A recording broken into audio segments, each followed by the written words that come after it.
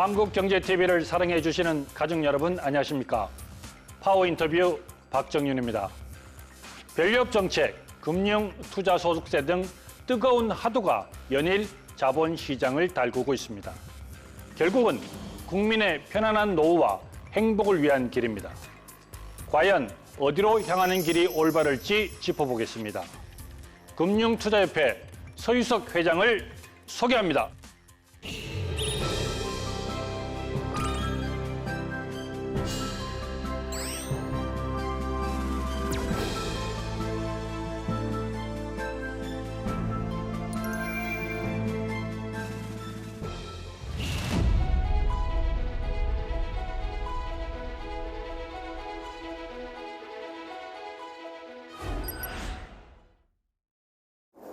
네, 이 자리에는 서유석 금융투자협회장 나와 계십니다. 회장님, 어서 오십시오. 안녕하십니까? 네, 안녕하십니까? 네. 자, 우선 금융투자협회가 어떤 곳인지 잠시 소개 좀 부탁드리겠습니다. 네, 한국금융투자협회는 우리 금융투자업계를 대변하는 민간단체입니다. 저희는 주로 증권사, 운용사, 그다음에 부동산 신탁사, 선물사를 회원사로 두고 있고요. 총 회원은 398개 회원사입니다. 저희 금융투자협회 주요 업무는 한국 자본시장과 금융투자업계의 발전, 그다음에 회원사 간의 거래 질서 유지, 투자자 보호가 주요한 업무입니다. 저희가 1953년에 설립돼서 작년에 70주년 행사를 했으니까요. 우리나라 자본시장 발전과 그 궤를 같이 하고 있다고 볼 수가 있습니다. 앞으로도 저희 금융투자협회는 한국 자본시장의 발전과 국민의 소득 증대를 위해서 더욱더 노력하는 협회가 되도록 하겠습니다. 네, 벌써 70주년. 네, 맞습니다. 네, 굉장히 오래된 협회군요. 네. 예. 회장님께서는 디딤 펀드와 관련해서 관심도 많이 가지시고 또 가열차게 이제 추진하신 걸로 제가 좀 알고 있는데 현재까지 어떤 그 추진 배경 이런 건 좀 어떻습니까? 디딤 펀드는 저희가 이제 퇴직연금 가입자를 위해서 도입한 개념인데요. 네네. 잘 아시다시피 퇴직연금 수익률이 저조하다는 부분에 대한 지적이 엄청 많았었습니다. 실제로 보면 평균 수익률이 한 연평균 수익률이 2% 정도 나오고 있는데요. 그 주요 원인으로 보면 그 퇴직연금 자산 중에 90% 정도가 원리금 보장형으로 운용되고 있습니다. 네. 실제로 운용을 안 하고 있다는 거죠. 예. 그 2%면은 물가상승률이 2%니까 거의 그냥 안정적으로 운영이 된다. 원금만 깨지지 그렇죠. 않는 그런 개념으로 운영하고 있는 거죠. 이래 갖고서는 국민들의 노후를 전혀 책임지지 못하는 그런 상황이 됩니다. 펜션 펀드들은 장기적으로 자산 배분을 해가면서 투자해서 적정한 수익률을 이렇게 내는 것이 목표입니다. 네. 우리나라 이제 국민연금 같은 경우도 88년도 도입돼서 지금까지 연평균 수익률이 한 6% 정도 나오고 있거든요. 이걸 복리로 계속 계산한다 그러면 어마어마한 수익이 되는 겁니다. 이런 것처럼 변동성이 큰 자산에 투자해서 왔다 갔다 하는 게 아니고 네. 변동성이 작은 자산으로 꾸준하게 복리를 해가자라는 것이 이제 그 가장 기본적인 배경이고요. 예. 그렇게 되면 이제 복리효과가 계속 발생이 되고 네. 우리 젊은 사람들도 처음에 직장에 들어가서 30년 이상 이렇게 불입하게 되면 제가 꿈꾸고 있던 미국의 백만장자 은퇴처럼 우리 한국 근로자들도 10억 이상의 자금을 가지고 은퇴할 수 있다라는 그런 꿈을 갖고 이 디딤 펀드를 구상하게 됐습니다. 이게 이제 안정성이 어떻게 보면 좀 보장되면서도 조금 그 정기예금보다는 조금 더 높은 수익률을 추구하는 그런 펀드인데 네. 이게 그 자산운용사 25곳에서 각 하나씩밖에 할 수 없는 거죠. 네네. 만들 수도 있고 네. 기존에 자기네들이 갖고 있는 펀드 중에 잘 괜찮으면 그 이름을 붙일 수도 있고 뭐 이런 겁니다. 맞습니다. 네네네. 네, 맞습니다. 그거 잠깐 설명 좀 해주시죠. 예. 지금 현재 각 자산운용사별로는 자산 배분, 주식과 채권, 그다음에 대체 자산으로 이렇게 분산해서 투자하는 펀드들을 많이 갖고 있습니다. 네네. 그 대신에 이게 연금용으로 개발된 것이 아니기 때문에 네. 조금 이제 모디파이가 좀 필요하고요, 수정이.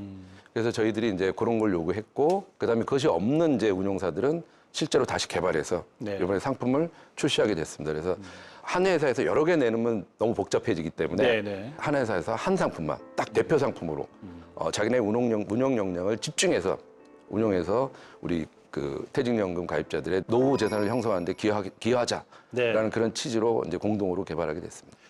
결국 이제 이런 그 퇴직연금 시장에서 디딤 펀드와 같은 밸런스드 펀드라고 얘기하죠. 네. 이런 부분도 이제 활성화가 이제 많이 안 된 건 사실이잖아요. 네네네. 과연 이제 디딤 펀드 같은 경우가 어떻게 해야 좀 이게 활성화될 것 같아요? 이런 디딤 펀드나 이제 연기금이 운용하는 그런 자산 배분 형식의 전략을 갖고 있는 형식의 펀드들은 아주 장기간의 그 투자 기간이 필요합니다. 네.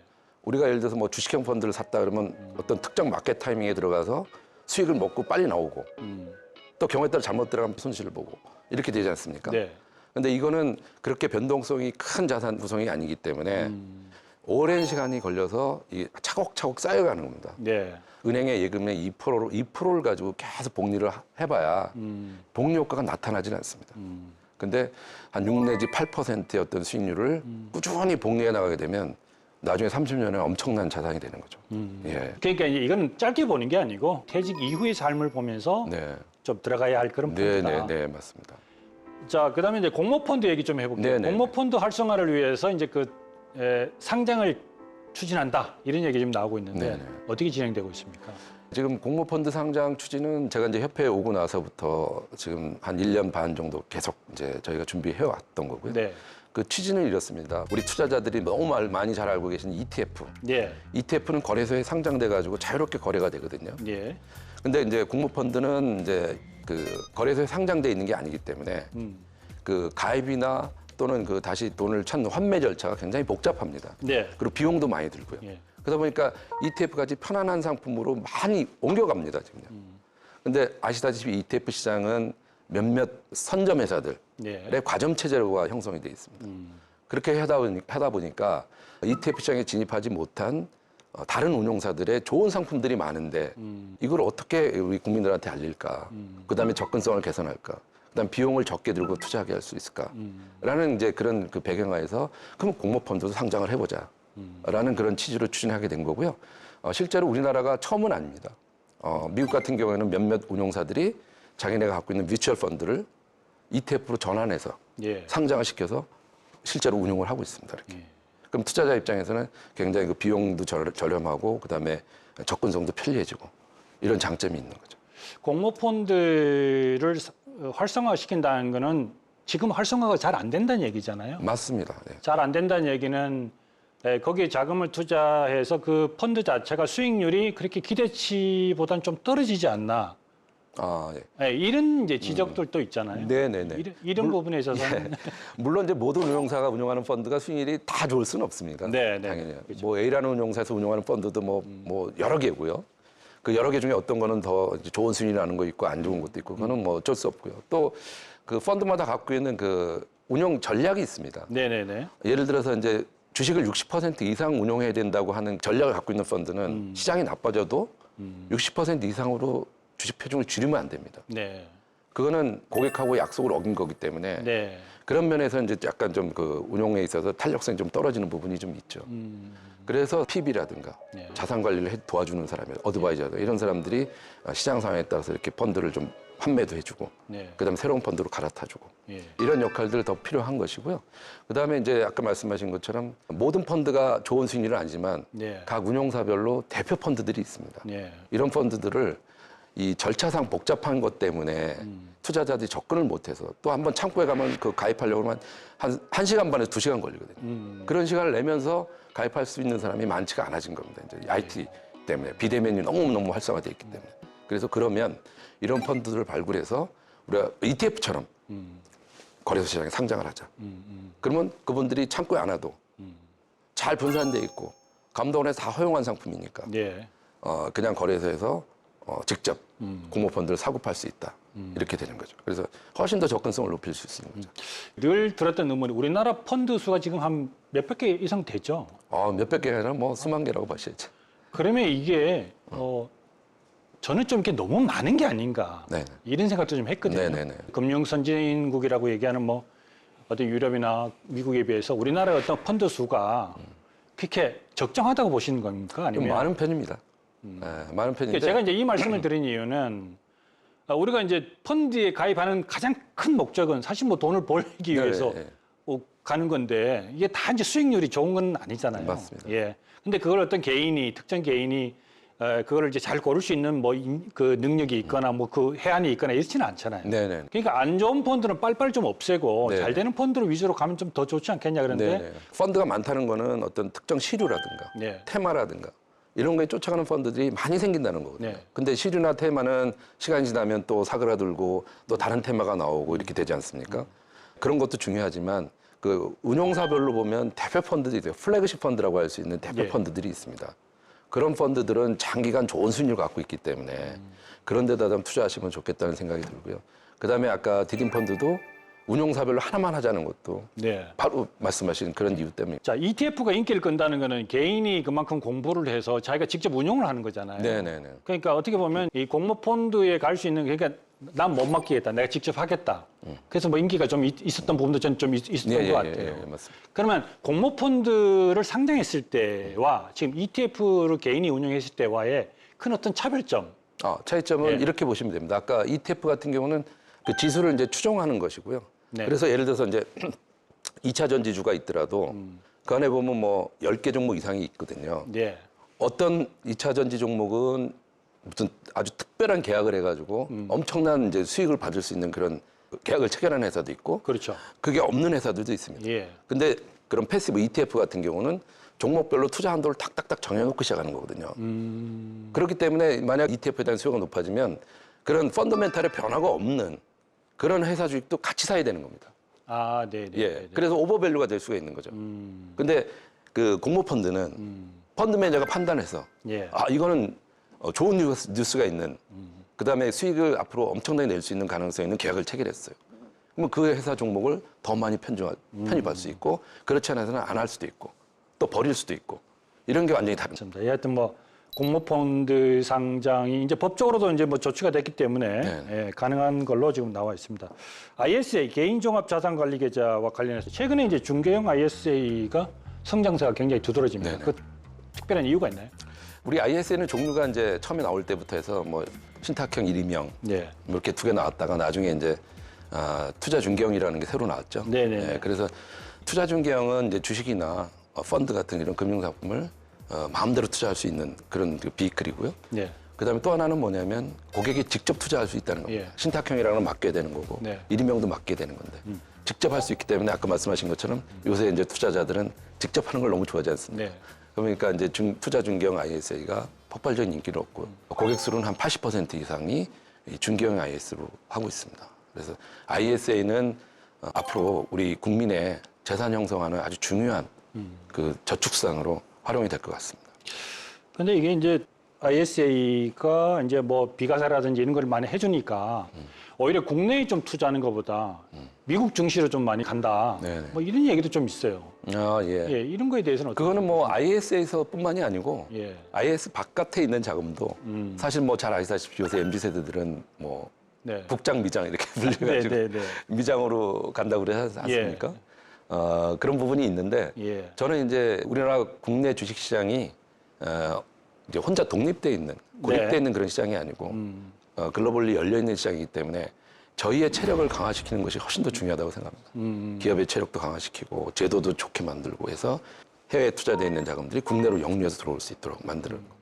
이런 것이 더 필요하다고 생각이 들고요. 그러기 위해서 이제 뭐 예를 들면 뭐 아까 말씀하신 것처럼 제도적으로도 만들 수는 있겠죠. IS에다가 특별히 네. 국내 투자 부분에 대한 혜택을 더 많이 주고 아니면 해외 투자 쪽은 좀 적게 주고 혜택을 네. 이런 방식으로 제도를 설계하는 방법도 있겠죠. 예. 뭐 정부도 그렇고 국회도 그렇고 이제 ISA와 관련해서 납입 한도라든가 비과세 한도를 계속 좀 올리겠다. 네네. 혜택을 좀 더 주겠다. 네네네. 뭐 이렇게 이제 논의가 되고 있는 걸로 좀 알고 있습니다. 네네네. 이 부분에 대해서 꼭 뭐 이 협회 차원에서 좀 하고 싶은 얘기가 있으면 어떤 게 있을까요?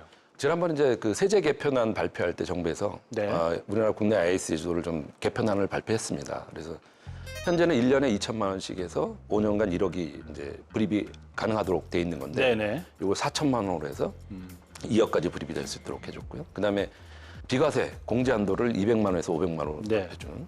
그다음에 금융 종합과세자들도 가입할 수 있도록 국내 투자형이라는 제도를 이제 신규로 도입한다고 발표를 했거든요. 이게 이제 연간 소득 5천만 원까지가 이제 가입이 됐는데 그걸 풀어놓은 거죠. 국내 투자형이라는 거는 네. 금융 종합과세자들, 네네. 금융소득 종합과세자들은 가입이 안 됐었거든요. 네네. 근데 그걸 하나 더 열어준 게 국내 투자형 ISA고요. 예.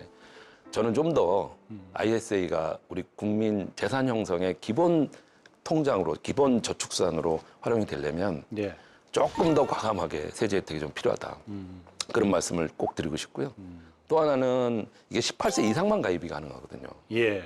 근데 태어나서부터 18세까지 어린애들, 어린애들을 위한 ISA가 필요하다.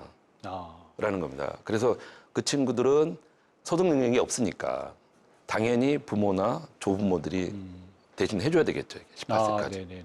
그래서 해주고 나중에 이제 18세가 됐을 때 뭐 학자금으로 쓴다든가 아니면 독립하는 자금을 쓴다든가 이렇게 해줄 수 있어야 되고 거기서 발생되는 이자 소득 당연히 면세시켜줘야 될 거고. 네. 그다음에 부모나 조부모가 해줬으니까 이제 증여 문제가 생기지 않습니까? 그렇죠. 증여도 당연히 면제를 해줘야 돼요. 이런 것들이 도입돼야지 빨리 우리 노령화되는 자금이 그 젊은 층한테 이전이 되고 네. 그들 쪽으로 자금이 가야지 소비가 더 활성화되거든요. 노인들 돈이 많다고 해서 네. 소비를 더 많이 하지는 않지 않습니까? 그렇죠. 소비 성향 자체가 작거든요. 네. 젊은 사람이 소비 성향이 크니까 빨리 이전해 줄 수 있는 그런 어떤 장치를 마련하는 게 필요하다 생각합니다. 18세까지의 어떤 그런 뭐 IS 계좌 트는 것도 사실 중요한데 사실은 제가 봤을 때는 이제 초중고 대상으로 어떤 금융교육, 네. 돈교육 이것 좀 의무화 시켰으면 좀 예, 좋겠다 이런 생각을 좀 많이 하는데 동감입니다. 그리고 이제 밸류 프로그램에 대해서 좀 여쭤봐야 될 것 네네. 같은데요.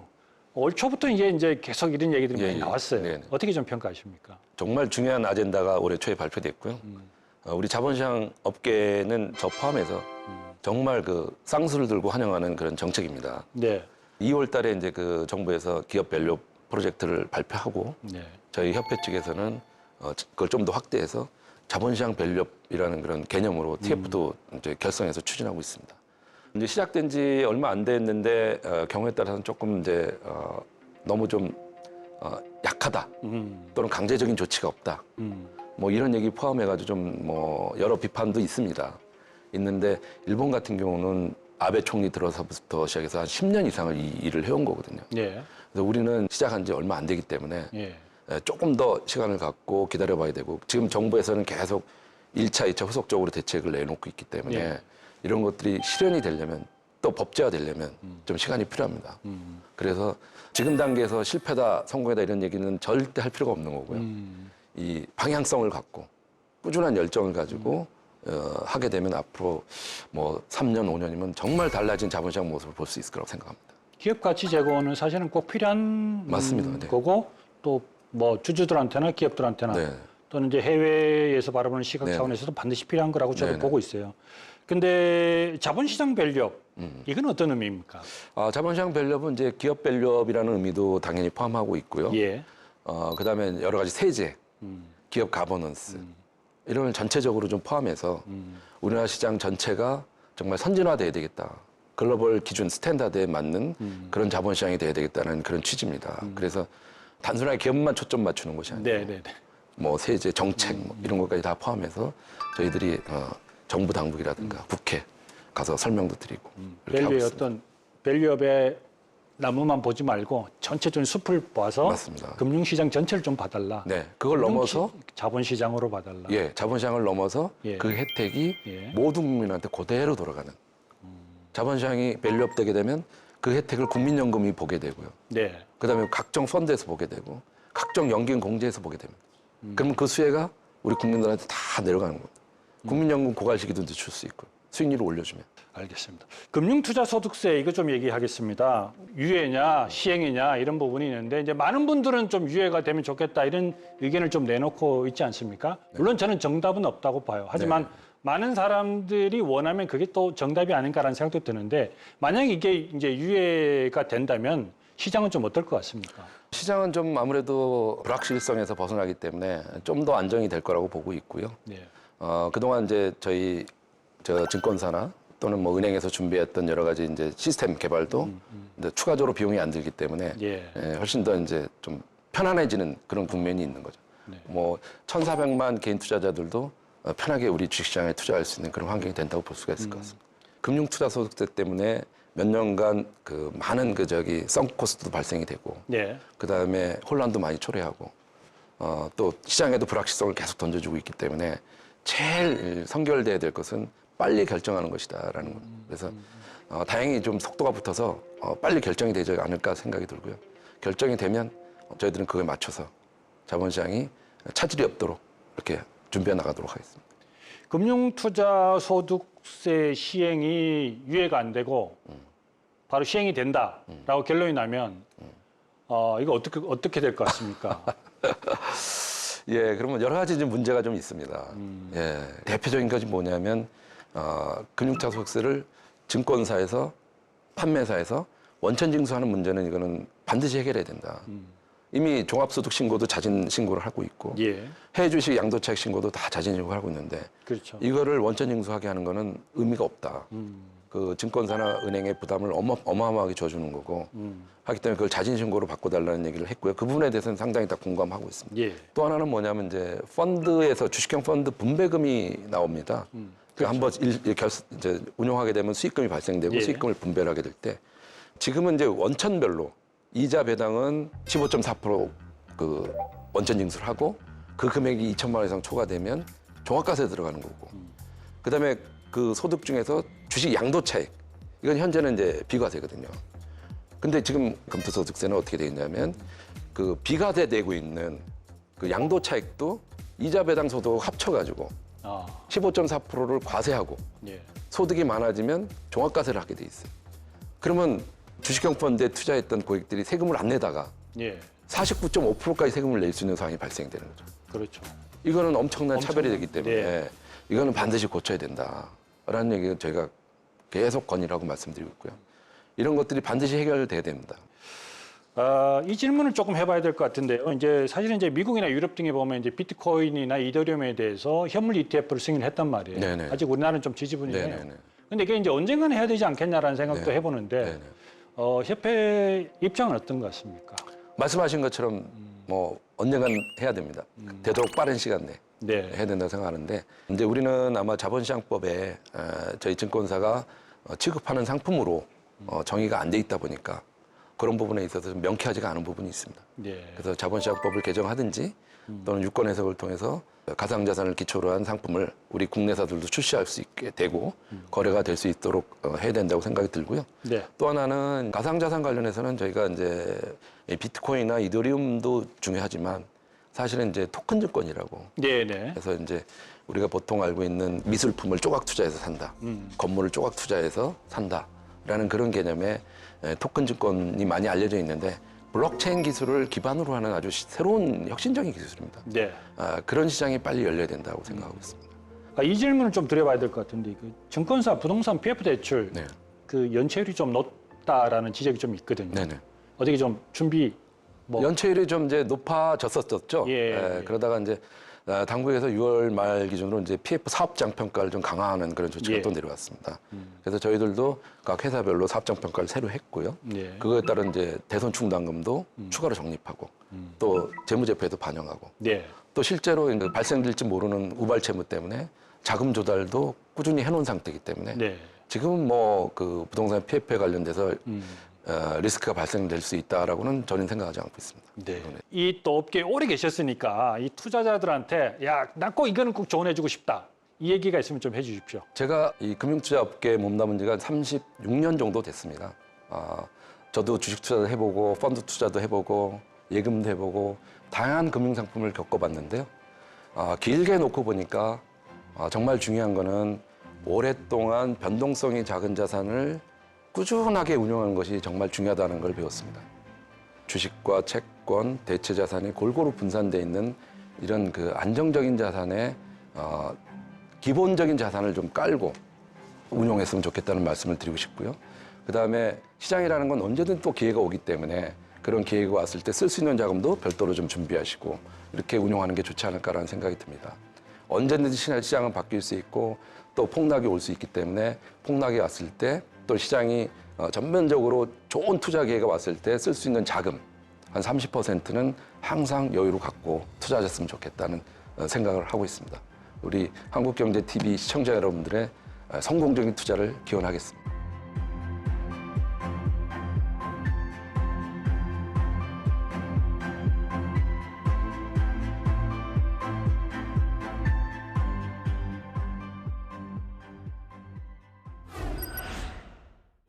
네, 오늘 여기까지 듣겠습니다. 금융 투자 산업의 지속 가능한 성장 생태계 조성으로 국민이 부자 되는 미래를 활짝 열어 주십시오.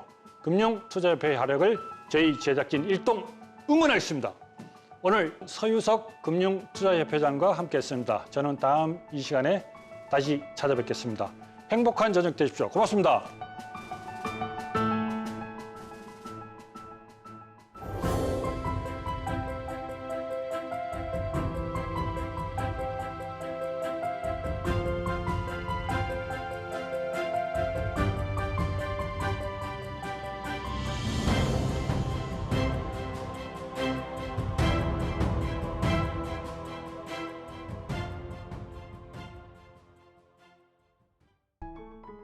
계속해서 다양한 경제 이슈를 알고 싶다면 구독과 좋아요, 알림 설정 부탁드립니다. AI 캐스터 권미정이었습니다.